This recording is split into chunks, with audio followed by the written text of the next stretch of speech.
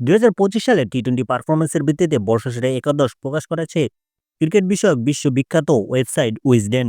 এই তালিকায় একমাত্র বাংলাদেশি হিসেবে জায়গা করে নিয়েছেন টাইগার পেসার মুস্তাফিজুর রহমান।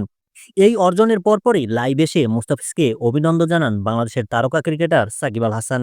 লাইভে সাকিব বলেন, মুস্তাফিজ আমার ভাই, তুই আরো অনেক দূর এগিয়ে যাবি, তোর জন্য দোয়া রইল। সাকিব আরও বলেন, মুস্তাফিজের কাটার নিয়ন্ত্রণ আর চাপের ম্যাচে পারফরম্যান্স তাকে বিশ্বমানের বোলারে পরিণত করেছে। তার মতে এই স্বীকৃতি শুধু মুস্তাফিজের নয়, পুরো বাংলাদেশের জন্য গর্বের।